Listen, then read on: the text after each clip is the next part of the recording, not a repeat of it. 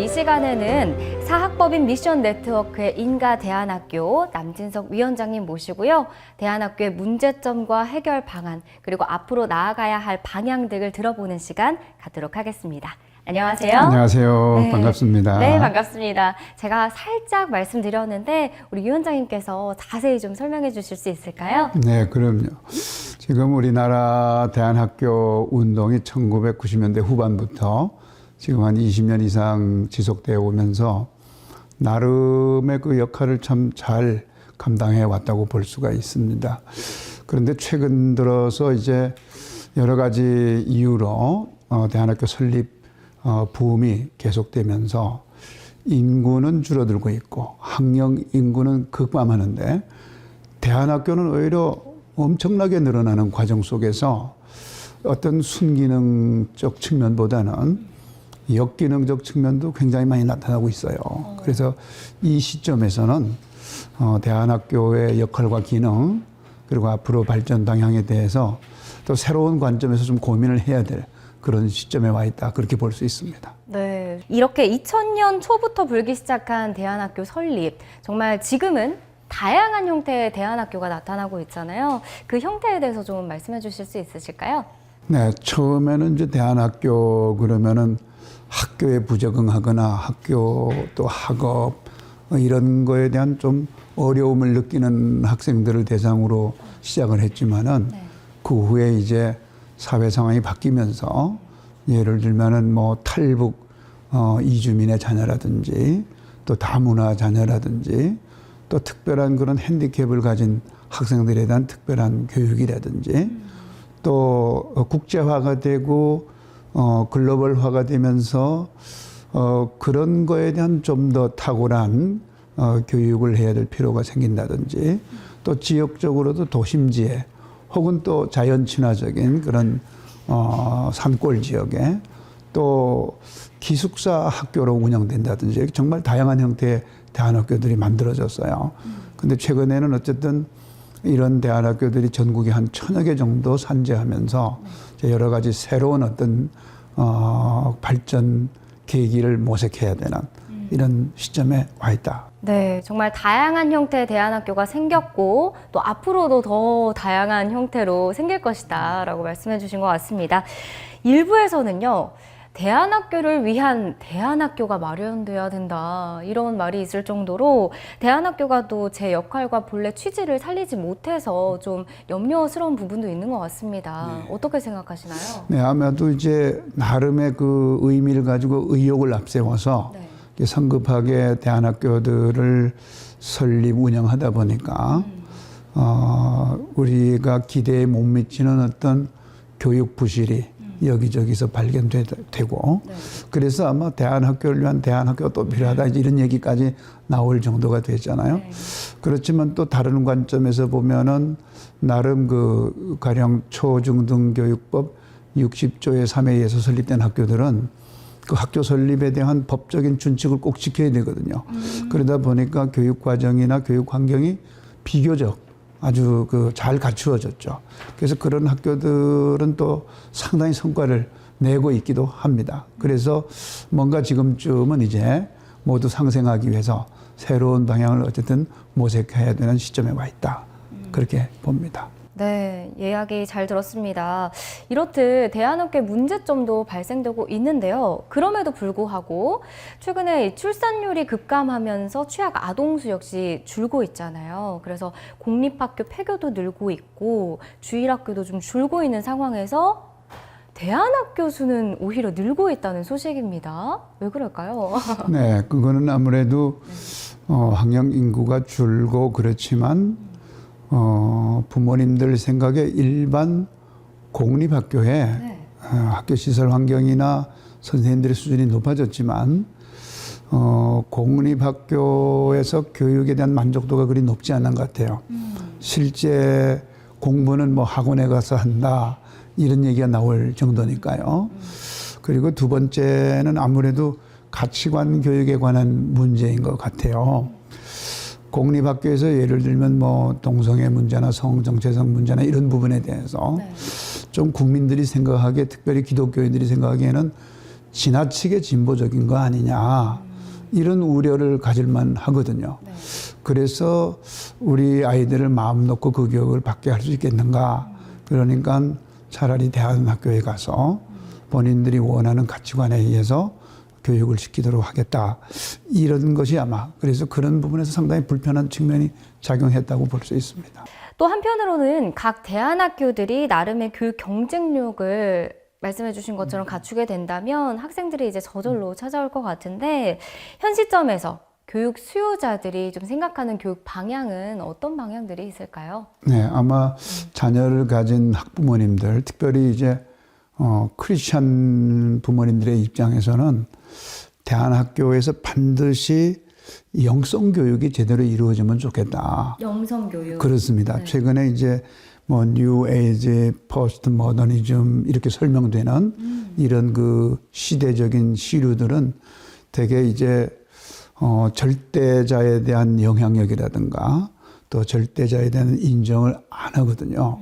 그래서 영성 교육을 통해서 절대자를 인정하고 하나님을 인정하고 그 가치에 의해서 삶을 설계할 수 있는 그런 교육이 이루어지면 좋겠다 하는 것이고요. 두 번째는 이제 관계 영양 교육이에요. 실제 저도 이제 대안학교를 운영하고 있지만은 네.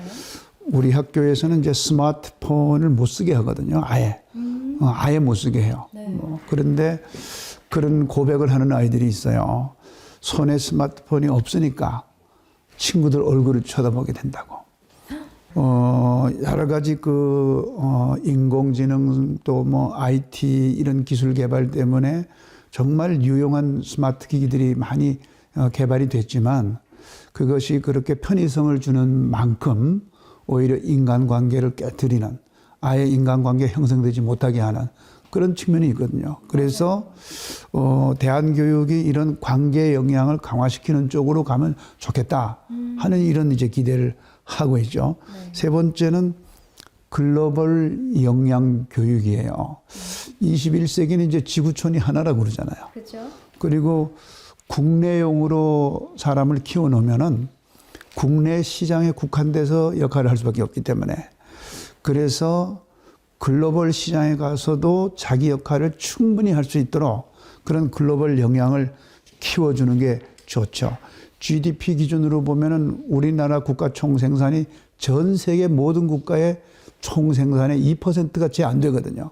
그러니까 2%용 인재보다는 전 세계 지구촌 어디에 가서든지 활동할 수 있는 영향을 발휘할 수 있는 그런 글로벌 인재 영향을 길러주는 게 중요하고 네 번째는 아무래도 이제 창의적인 영향을 갖도록 해주는 거죠. 이 스마트 산업 사회에서 단순 지식 정보는 우리가 스마트폰에서 다 얻을 수 있어요. 꼭 굳이 암기하고 외우지 않아도 이제는 그런 주어진 지식들을 누가 더 창의적으로 활용할 수 있는가의 문제거든요. 그러니까 그런 훈련과 그런 교육을 시켜줘야 되는 거죠. 그리고 이제 뭐 마지막으로 또 하나 더 보탠다면 이제 건강 영양이에요.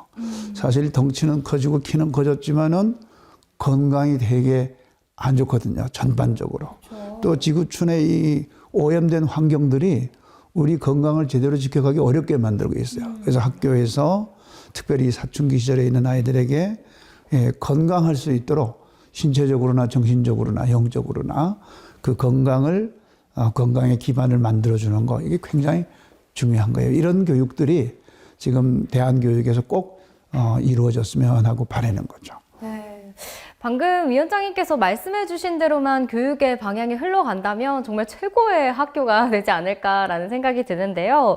하지만 이렇게 아무리 좋은 교육을 학교에서 시행을 하고 있다 하더라도 지금 절대적인 학생 수가 감소하고 있기 때문에 이에 대한 문제가 조금 있는 것 같습니다.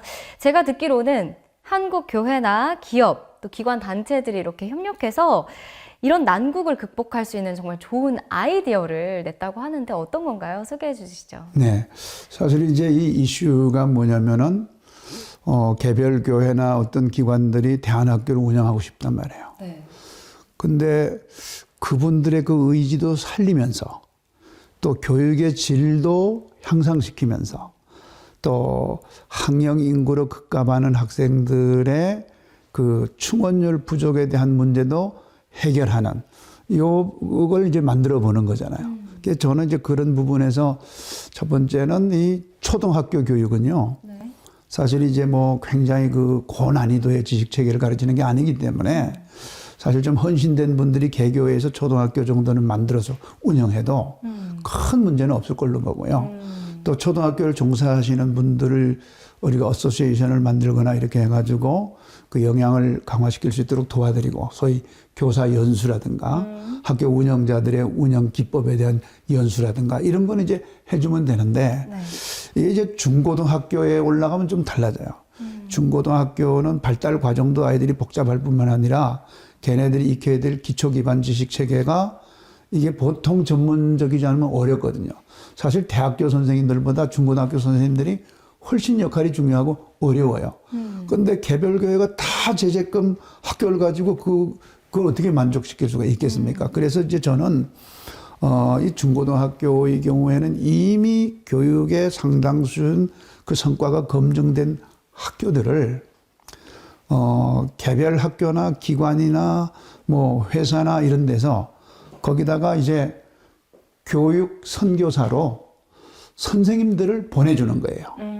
그러니까 우리가 이제 다른 나라나 다른 지역에도 선교사를 보내지 않습니까? 그렇죠. 그런데 지금은 다음 세대가 너무 어렵다고 하니까 여기도 새로운 의미의 선교진 거예요. 그러니까 여기에 이제 뭐 일종의 중대형 교회들이라든가 또 아니면 크리스천이 CEO인 기업이라든가 뭐 병원이라든가 또 여러 기관에서 이렇게 좀 교육을 잘 하는 그 대안학교에다가 이제 교사를 선교사로 파송해주면 그러면은 파송된 교사들에 의해서 교육의 질이 높아지면서 학교는 그 인건비를 지급하지 않아도 되니까 학생들이 학비를 적게 내고 다닐 수가 있고 또 파송한 그 기관이나 교회에서 응시하는 학생들에게 우선 입학권을 주면서 그만큼 장학 혜택을 주게 된다면은 상생 여지가 있잖아요. 그래서 이 교사를 파견한 교회나 기관들은 본인들이 마치 학교를 설립한 거나 진배하는 그런 효과가 있다는 거예요. 네. 그러면서 아까 말씀드렸지만 이제 교육의 질을 향상시키기 위해서는 우리가 다양한 그런 연수 활동을 통해서 점점점 더 좋은 학교로 만들어갈 수 있겠다 하는 것이 이제 제가 제안하는 그 골자입니다.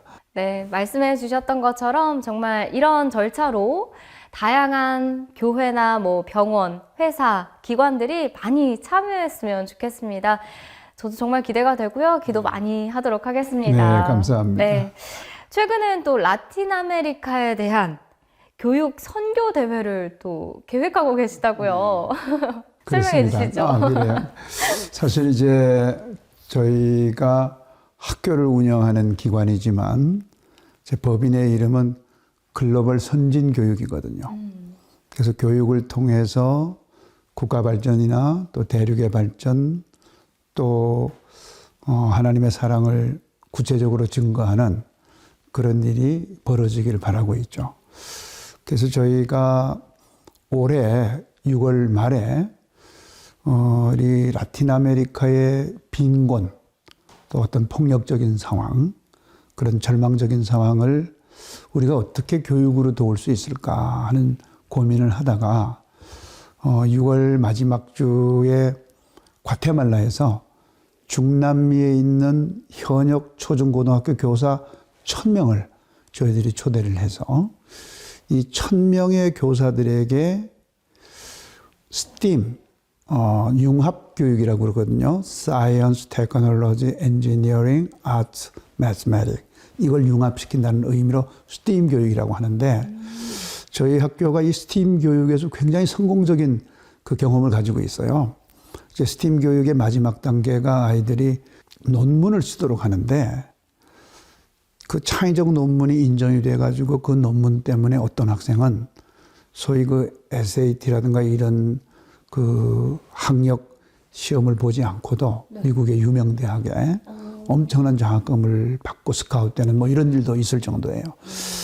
그래서 저희 학교가 잘하고 있는 이 STEAM 교육을 이 1000명의 교사들에게 4박 5일 동안 연수를 시켜주는 거예요.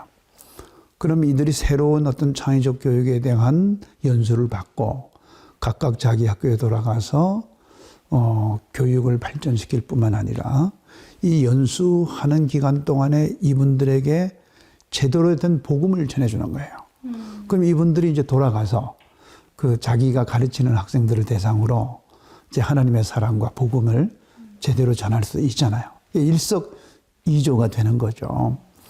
그런데 사실 저는 개인적으로 학생들이 이제 교실 안에서만 막 뭐 페파를 넣고 공부하고 이제 이런 스타일의 교육은 이건 이제 없어져야 된다. 학생들이 가장 감수성이 예민한 때에 지구촌에 문제가 있는 현장에 가서 그런 문제들을 보고 느끼고 거기서 감동하고 뭔가 내가 앞으로 어떻게 살아야 되겠다는 결단을 하고 이렇게 하는 기회도 줘야 된다 하는 게 저의 교육 철학이에요. 그래서 지난 우리가 2018년도에는 전교생을 유럽으로 데려갔어요. 그래서 암스테르담, 프라하, 또 비엔나, 베네치아, 파리 5군데로 이 아이들을 나누어 가지고 떨어뜨려 놓고 애들이 이 독일의 프랑크푸르트라는 도시에 쭉 일주일 동안 투어를 하면서 거기 모인 거예요. 투어하면서 아이들이 버스킹도 하고 거리 전도도 하고 하면서 모여가지고 거기서 독일 통일의 이야기도 듣고 또 그 독일은 분데스리가라고 있잖아요. 거기에 이제 청소년 팀들하고 우리 학교 축구팀하고 경기도 하고 그리고 이제 그 한 게 뭐냐면은 유럽에 있는 대표적인 대학교에 한 20개 대학교에 그 어드미션 오피서라고 그러죠. 입학 사정관들을 불러다가 학생들하고 상담을 시켰어요. 그리고 그 다음에 얘네들이 한 해에 한 수십 명씩 지금 유럽으로 가요. 그 왜 그렇게 하냐면 지금 유럽의 교회들이 너무 쇠퇴해 있잖아요. 그리고 그 자리에 또 이슬람 쪽에서 많이 들어오잖아요. 그래서 얘네들이 아예 유럽 가서 유럽에서 대학 나오고 너희들이 거기서 결혼하고 가정을 이루고 아예 정착해서 유럽 교회를 다시 살리는 그런 어떤 자양분이 됐으면 좋겠다. 이렇게 생각을 하고 그런 대회를 열었거든요. 마찬가지로 이번 라틴 아메리카 대회도 얘네들이 중남미에 가서 그 중남미의 사람들의 슬픔과 아픔과 그 상황을 보고 느끼고 내가 공부하는 이유는 바로 이런 대륙의 그 사람들의 아픔을 감싸주고 나라를 발전시키고 회복시키고 하나님의 사랑을 전하는 데 있다는 걸 강하게 느끼고 오길 바라는 거예요. 그런데 이제 중남미에 있는 1000명의 교사들이 우리나라 교사들처럼 막 열정이 있지는 않아요. 그러다 보니까 4박 5일 동안 먹여주고 재워줄 테니 와라 그래도 잘 안 오는 거예요. 그래서 뭐 여러 가지 우리가 이제 의사 선생님들을 데려와서 여러분의 병도 고쳐주겠습니다. 뭐 그래도 좀 동기가 부여가 안 되고. 그래서 저희가 마지막 카드로 내민 게 저녁마다 K-팝 공연해 주겠다. 이러니까 이제 뭐 엄청 관심을 갖는 거예요. K-팝의 그 위력이 대단하더라고요. 그래서 이제 저희가 크리스천 단체니까 K-팝만 하지 않고 KC-팝, 코리아 크리스천 팝 네. 이렇게 이렇게 해가지고 저녁마다 이제 KC-팝을 하면서 하나님의 사랑도 복음도 전해주면서 이제 이렇게 하는 대회거든요. 근데 이제 말씀을 조금 더 드리자면은 우리가 어떤 선교사님들을 세워서 그분들에게 언어 훈련하고 또 그 문화 적응 훈련하고 현지 적응 훈련하고 또 현지에 가서 생활하고 해서 일정 부분 그 선교적 성과를 내려면 되게 쉽지 않거든요. 많은 비용과 많은 시간을 들여야 되는데 이분들은 한 분 참여하는데 딱 500불 정도 들어요. 이 500불만 투자해서 한 분이 잘 훈련받고 자기 말로 하는 자기 나라에서 성장한 분들이기 때문에 교육 선교사로서는 뭐 최고의 그런 역할을 하시겠죠. 그래서 이제 저희가 라틴 아메리카 교육 대회라는 거를 해가지고 그 현지 과테말라 정부 또 우리나라의 주요 기업들과 방송들 언론들 다 부탁을 드리고 또 한국에서는 라틴 아메리카까지 가기 되게 멀잖아요. 심리적 거리도 멀고 물리적 거리도 멀기 때문에 북미에 있는 미국 교회들과 미국에 있는 기업들을 중심으로 해서 이제 그 라틴 아메리카 교육대회를 후원하게 하는 거예요. 그래서 그걸 지금 우리가 준비하고 있습니다. 그래서 한국 교회 여러 성도들도 저 지구 반대편에 있는 그 라틴 아메리카 있는 영혼들을 사랑하는 마음으로 기도해 주시고, 또 마음이 동하신다면 자원봉사자로 갈 수도 있습니다. 뭐 의료봉사, 그분들에게 영어도 가르쳐주고 태권도도 가르쳐주고 한국말도 가르쳐주고 케이팝도 가르쳐주고 그 대회 하는데 또 여러 가지로 행정적인 지원도 해야 되고 뭐 운전도 해줘야 되고 여러 가지 또 이게 이렇게 그 자원봉사할 영역이 많으니까 단기 선교를 이번 여름에는 거기로 가도 좋죠. 그래서 하여튼 한국 교회가 이 일을 놓고 기도해 주시면서, 또 나는 뭐 시간은 못 내더라도 한 명의 교사를 후원하겠다. 그러면 한 500불 정도 헌금해 주시면은 그 한 명의 교사, 네. 그럼 우리 교사 그 정보를 후원해 주시는 분들에게 다 드려서 구체적으로 기도할 수 있도록 그렇게 하는 겁니다.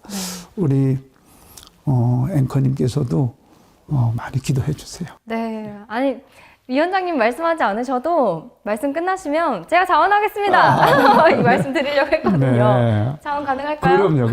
네. 네, 정말 좋은 대회고 또 교육 프로그램이다 보니까 정말 참여하고 싶은 마음이 굴뚝 솟아나네요. 네. 네. 좋습니다.